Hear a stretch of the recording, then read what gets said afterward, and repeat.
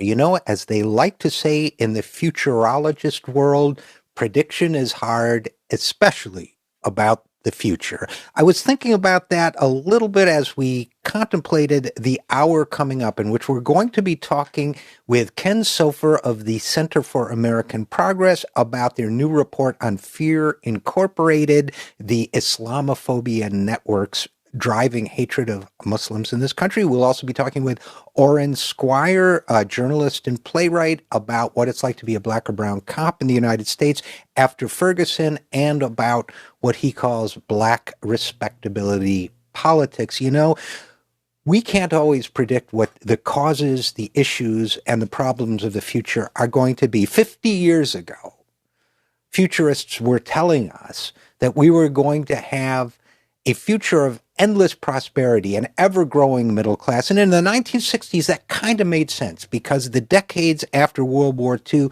were decades of growth and prosperity beyond anything that had been imagined up to that point. The United States was the dominant economic force in the world, expanding rapidly. The middle class had grown so that the average American had wealth that was unimaginable to his or her forebears. We had gone from being an agrarian nation to being an industrial nation. We had done so with spectacular success, although there was injustice, although there was poverty. This is a country that seemed to be on the rise. It seemed to be capable of solving every problem. We were on our way to the moon. In fact, we were told that 50 years from now, or as we now call it today, 50 years from those days, we would have a future filled with jetpacks and flying cars.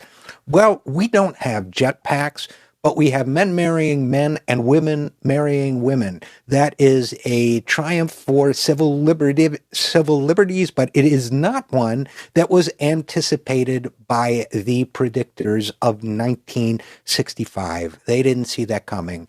We thought we'd have flying cars. We don't have flying cars. We have ISIS melting the borders between Iraq, Syria, and perhaps other nations as well. We have problems we couldn't have predicted. In a nation that seemed to be embracing civil rights and justice, we now have a growing problem.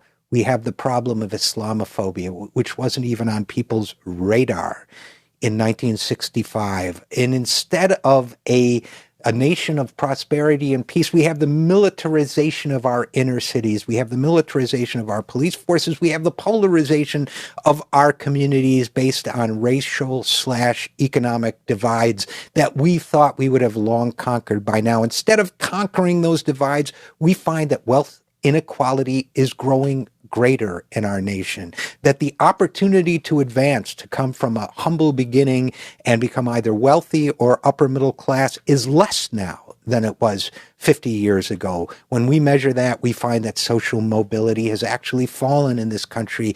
Forget the jetpacks, forget the flying cars. Let's have the prosperity that was predicted for us in 1965. We can do it. We have the intelligence. We just lack the will and the wisdom. That's where all of us come in. We all have something to contribute to this task. I hope you'll join us. I'm Richard RJ Eskow, and this is The Zero Hour.